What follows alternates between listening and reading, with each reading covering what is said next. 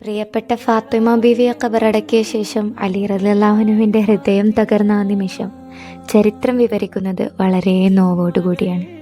കൂടെ ഉണ്ടായിരുന്നവർ ഓരോരുത്തരായി പിരിഞ്ഞുപോയി. എന്നാൽ തൻ്റെ ഹൃദയത്തിൻ്റെ പകുതിയെ അവിടെ ഉപേക്ഷിച്ചു പോകാൻ അലി റളിയല്ലാഹുവിനായില്ല. ആ തണുത്ത രാത്രിയിൽ അദ്ദേഹം ആ പുതുമണ്ണിനരികിൽ തനിച്ചിരുന്നു. തൻ്റെ ഹൃദയം പറിച്ചെടുത്ത് ആ മണ്ണിൽ കുഴിച്ചു മൂടിയതുപോലെയാണ് അലി റളിയല്ലാഹുവിന് തോന്നിയത്. അബോധാവസ്ഥയിലായ പോലെയായിരുന്നു മഹാനായ അലി റളിയല്ലാഹു പ്രിയതമയുടെ ഖബറിനരികിൽ തകർന്നു പോയ ഒരു ഹൃദയവും മണ്ണ് പുരണ്ട വസ്ത്രങ്ങളുമായി. അസ്സലാമു അലൈക്കും യാ ഫാത്തിമ. എല്ലാവരും പോയി ഫാത്തിമ, നിന്നെ തനിച്ചാക്കി അവരെല്ലാം മടങ്ങി. പക്ഷേ എനിക്ക് നിന്നെ ഇവിടെ വിട്ടുപോകാൻ കഴിയുന്നില്ല ഫാത്തിമ. എൻ്റെ ഉള്ളിലെ ശ്വാസം പോലും നിന്റെ കൂടെ ഈ മണ്ണിൽ അടക്കം ചെയ്യപ്പെട്ടതുപോലെ തോന്നുന്നു. നീ മറുപടി പറയാത്തതെന്ത്? എൻ്റെ സലാം മടക്കാത്തതെന്ത് ഫാത്തിമ? പ്രിയപ്പെട്ടവരുടെ സലാമിന് എന്നും പുഞ്ചിരിയോടെ മറുപടി നൽകിയിരുന്നവളാണല്ലോ. ഒന്ന് സലാം മടക്ക് ഫാത്തിമ. നിന്റെ ഈ മൗനം ഈ രാത്രിയേക്കാൾ ഭാരമുള്ളതായി തോന്നുന്നു ഫാത്തിമ. ശേഷം അലി റളിയല്ലാഹു അൻഹു പ്രിയപ്പെട്ട റസൂലുള്ളാഹിന്റെ ഖബർ നോക്കി പറയുകയാണ്, ഓ റസൂലുള്ളാഹ്, അങ്ങ് എൻ്റെ കയ്യിൽ ഏൽപ്പിച്ച അമാനത്ത് ഞാനിതാ തിരികെ വെക്കുന്നു. എൻ്റെ ഹൃദയം മുറിഞ്ഞു പോയിരിക്കുന്നു. എന്നെയും കൂടെ കൊണ്ടുപോയിരുന്നെങ്കിലെന്ന് ഞാൻ ആഗ്രഹിച്ചു പോകുന്നു. പക്ഷെ എന്ത് ചെയ്യാം?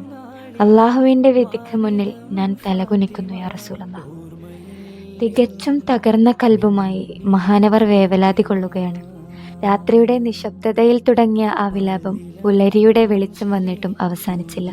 ആ മൺകൂനയ്ക്കരികിൽ അലി റളിയല്ലാഹു അൻഹു തളർന്നിരുന്നു.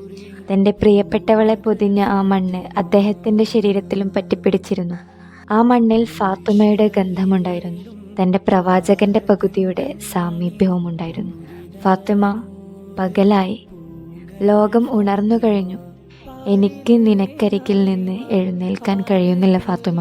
എൻ്റെ ദേഹത്ത് പുരണ്ട ഈ മണ്ണ് നിന്റെ ഓർമ്മകളാണ്. ഈ മണ്ണ് എനിക്ക് തട്ടിമാറ്റാൻ സാധിക്കും. പക്ഷേ ഈ മണ്ണിൽ അന്തിയുറങ്ങുന്ന പ്രിയപ്പെട്ട ഫാത്തിമ, നിന്നെ എനിക്ക് എങ്ങനെ മറക്കാൻ കഴിയും? നീയില്ലാത്ത വീട്ടിലേക്ക് ഞാൻ എങ്ങനെ മടങ്ങും? മക്കൾ ചോദിച്ചാൽ ഞാൻ എന്തു മറുപടി പറയും ഫാത്തിമ?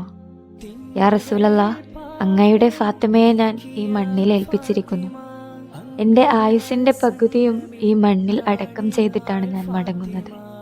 എന്നെയും കൂടി അങ്ങയുടെ അടുത്തേക്ക് വേഗത്തിൽ വിളിക്കണമേ യാ റസൂലല്ലാഹ്. ഓ ഫാത്തിമ, ഒരേ ഒരു നിമിഷം നീ എൻ്റെ സലാമിന് മറുപടി നൽകിയിരുന്നെങ്കിൽ